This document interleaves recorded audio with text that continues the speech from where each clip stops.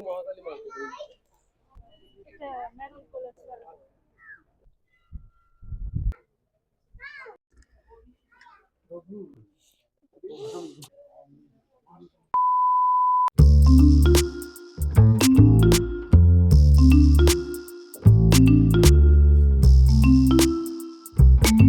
Everyone, welcome back to my another blog. আজকে হলো দার্জিলিংয়ের ডে 2। আর আজকে আমরা সাইট সিনে যাইনি। আজকে আমরা দার্জিলিংয়ের আশেপাশেই ঘুরবো। আর সকাল থেকেই রোদ অনেকটা রয়েছে, ঠান্ডা অতটা লাগছে না, বাট কুয়াশা প্রচুর রয়েছে। মানে এখন তাও একটু পরিষ্কার হয়েছে, সকালের দিকে আরো কুয়াশা ছিল। তো বাবা মাও রেডি হয়ে গেছে আর আমিও পুরো রেডি হয়ে গেছি। তো আজকে তো দার্জিলিংয়ের আশেপাশেই থাকবো। ম্যাল রোডে ঘুরবো, শপিং করব, মহাকাল টেম্পলটা যাওয়ার প্ল্যান আছে। তো চলো, মোটামুটি 11টা বাজে আর আমরা সবাই রেডি হয়ে গেছি, এখন বেরিয়ে পড়বো। কিন্তু বেরোনোর আগে রিসর্ট থেকে দুজন এসেছেন রুম ক্লিনিং এর জন্য, তো এই জন্য আমরা ওয়েট করছি। তো এটা হয়ে গেলেই আমরা বেরিয়ে পড়বো। দার্জিলিং এ টাইগার হিল, বাতাসিয়া লুপের মতো ফেমাস স্পট তো আছেই, কিন্তু আজকে তোমাদের এমন কিছু স্পট ঘোরাবো যেগুলো মেল রোড থেকে কিন্তু একদম পায়ে হাঁটা ডিস্টেন্সে।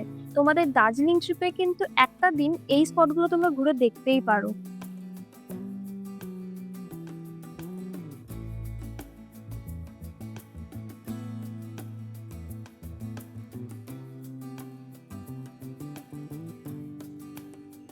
এই তো 2 মিনিট হেঁটেই চলে আসলাম ম্যাল রোডে। তো তোমরা যারা দার্জিলিং এপিসোড 1 দেখেছো ইতিমধ্যেই, তারা তো জানোই যে প্রথম দিন পড়ে গিয়ে আমার পায়ের যে অবস্থা হয়েছিল, আমি একটুও বেরোতে পারিনি। তো আজকে ফার্স্টে আমি ম্যাল রোডটাকে এক্সপ্লোর করব, অল্প স্বল্প শপিং করব, তারপর যাব মহাকাল টেম্পলে। আর তোমরা যারা এখনো আমার দার্জিলিং এপিসোড 1 দেখোনি, তারা তাড়াতাড়ি গিয়ে ভিডিওটা দেখে আসো, লিংক কিন্তু ডেসক্রিপশন বক্সে আমি দিয়ে দেবো।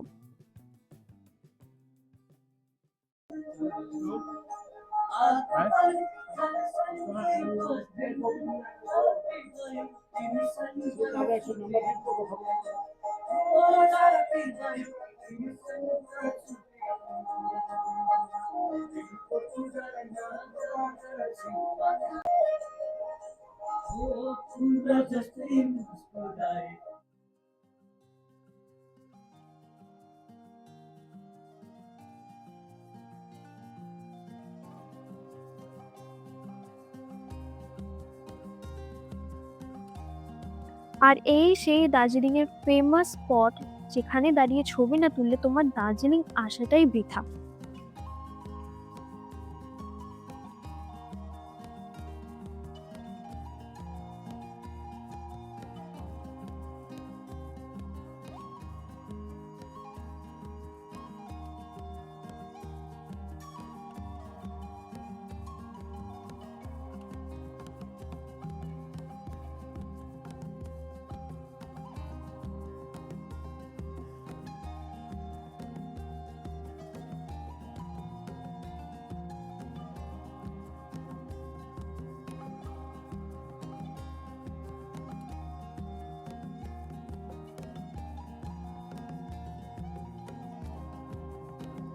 ম্যাল রোডের দোকানগুলো অল্প স্বল্প এক্সপ্লোর করার পর এখন আমরা যাচ্ছি মহাকাল মার্কেটে।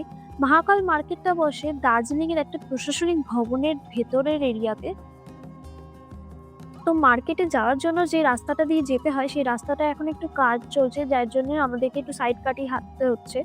আর মার্কেটটার ঠিক বাইরেই একটা চার্চ আছে, তো তোমরা গেলেই চিনতে পারবে। মার্কেটে ঢুকে দেখি যে অর্ধেক দোকানই বসেনি সকালবেলায়। তো স্থানীয় দোকানদারের সাথে কথা বলে জানতে পারি যে ওদের কোনো একটা ফেস্টিভ্যাল চলছে, সেই কারণে সকালবেলা সব দোকান বসেনি, কিন্তু দোকানদার বলে যে রাতে সব দোকান বসবে।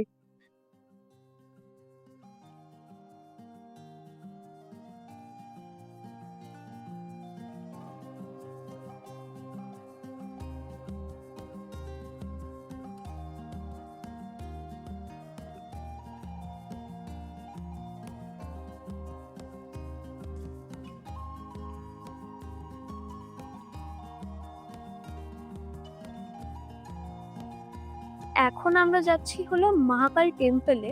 কিন্তু আগে কিন্তু এই মহাকাল টেম্পলের রাস্তাতেই মহাকাল মার্কেটও ছিল, বাট এখন জায়গাটা চেঞ্জ হয়ে গেছে।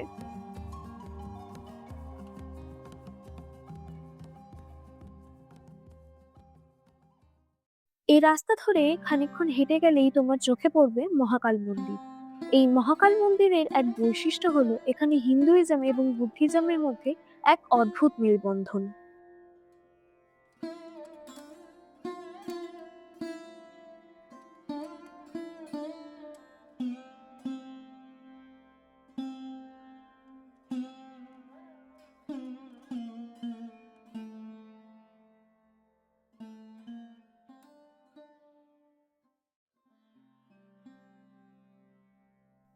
এই মন্দিরের ইতিহাস ঘাটলে জানা যায় 1765 সালে লামা দোরজে রিনজিং নামক এক জনৈক ব্যক্তি দোরজেলিং নামে একটি বুদ্ধিস্ট মনেস্ট্রি নির্মাণ করেন।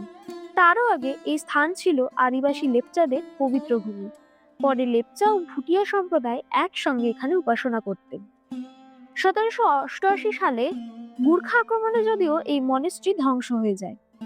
জনশ্রুতি আছে 1782 সালে এই স্থানে ব্রহ্মা, বিষ্ণু ও মহেশ্বরের প্রতীক হিসেবে 3টি শিবলিঙ্গ স্বয়ং প্রকাশিত হয়। সময়ের সাথে সাথে স্থানটি হিন্দু ধর্মীয় কেন্দ্র হিসেবে পরিচিতি পায়। পরবর্তীতে ধ্বংসপ্রাপ্ত মনেস্ট্রি ভুটিয়া বস্তিতে স্থানান্তরিত করা হয়, যা আজ ভুটিয়া বস্তি মনাস্ট্রি নামে পরিচিত। মন্দিরে ঢোকার আগে নিচের দিকে একটা জায়গা পড়বে যেখানে তোমরা জুতোও রাখতে পারবে, আর যদি তোমরা চাও সেখান থেকে তোমরা পুজোর জন্য ডালাও নিতে পারবে। সেই ডালা নিয়ে তোমরা মন্দিরে খুব শান্তভাবে, নিরিবিলি ভাবে, খুব সুন্দরভাবে পুজো দিতে পারো। প্রধান মন্দিরটি শিবকে উৎসর্গিত। এখানে 3টি সোনালী আবরণযুক্ত শিবলিঙ্গ রয়েছে, আর তার পাশেই রয়েছে বুদ্ধের মূর্তি।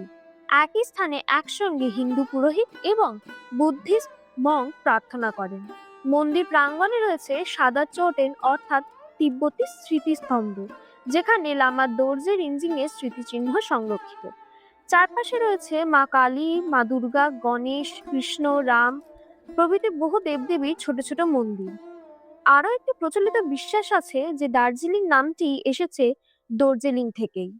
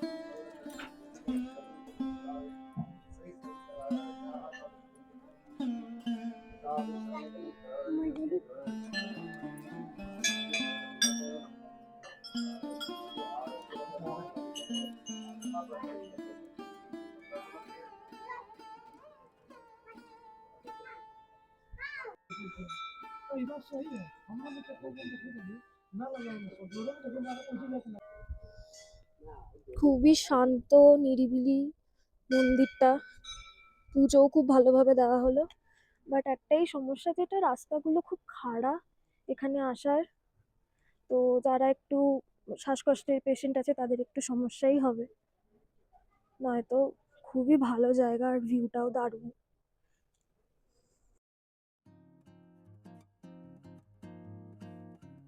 মন্দিরে সুন্দর মতো পুজো দিয়ে এখন যাচ্ছি আরো একটা স্পটে।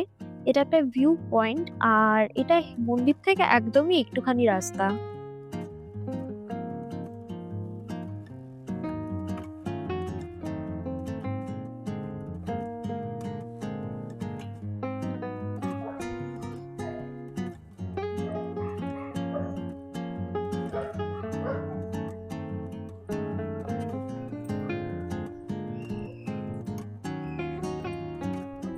এই জায়গাটা একটু ঠান্ডা আছে, মানে লোকাল জায়গাটা অতটাও ঠান্ডা লাগছিল না, রোদে গরমই লাগছিল। বাট এখানটা একটু ঠান্ডা ঠান্ডা লাগছে। আর এসে গেছি ভিউ পয়েন্টে। এখন জানি না যে দেখা যাবে কিনা কাঞ্চনজঙ্ঘা। মানে আমি কয়টা ভিডিওতে দেখেছি যেখান থেকে দেখা যায়, বাট আমি দেখতে পাবো কিনা আমি জানি না। তো ঘুরতে যাওয়ার আগে আমি একটু রিসার্চ করে নিয়েছিলাম যে ফেমাস স্পটগুলো বাদেও আর কি জায়গা আছে যেগুলো একটু পায়ে হেঁটে যাওয়া যায়। তো তখনই আমি এই স্পটটার সন্ধান পাই। আর সত্যি কথা বলতে হ্যাঁ, কুয়াশা ছিল। আমি কাঞ্চনজঙ্ঘা দেখতে পাইনি, পাহাড়ও অতটা স্পষ্ট ছিল না। বাট ভালো লাগছিল জায়গাটা গিয়ে। খুবই সুন্দর জায়গা ছিল। তো তোমরা ম্যাপ দেখেই কিন্তু এখানে চলে যেতে পারো। ইদানিংকালে Instagram রিলসে বা YouTube শর্টসে খুবই ফেমাস এই স্পটটা। আর এখানে সিটিং অ্যারেঞ্জমেন্টসও রয়েছে। তো তোমরা বসেও এই সুন্দর ভিউ এনজয় করতে পারো।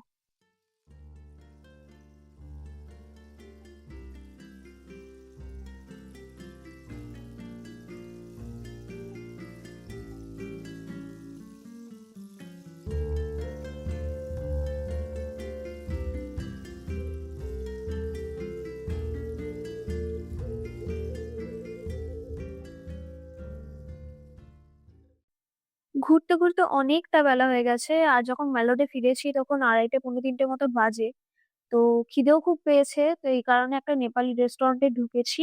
আর খুবই সিম্পল লাঞ্চ করে নিয়েছি। আর দুপুরবেলা খাওয়া-দাওয়া করে রিসর্টে ফিরে আর ব্লগটা কন্টিনিউ করা পসিবল হয়নি। তো আবার বিকালবেলা এখন বেরিয়েছি ম্যাল রোডেই ঘুরবো। একটু শপিং করার ইচ্ছা আছে, দেখা যাক।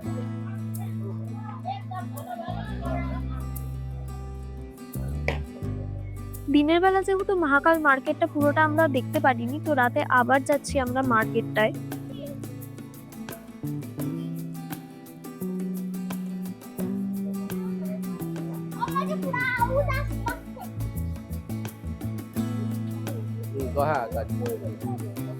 এভাবেই দার্জিলিং এ আমার আরো একটা দিন কেটে গেল লোকাল জায়গাগুলোকে এক্সপ্লোর করতে। তাহলে চলো আজকের ব্লগটা এইটুকুই। তোমরা জানিও ব্লগটা কেমন লাগলো। যদি ভালো লেগে থাকে অবশ্যই একটা লাইক, কমেন্ট আর বন্ধু এবং পরিবারের সাথে শেয়ার করো। আর আমার চ্যানেল নতুন হয়ে থাকলে সাবস্ক্রাইব করো। দেখা হচ্ছে নতুন ব্লগে।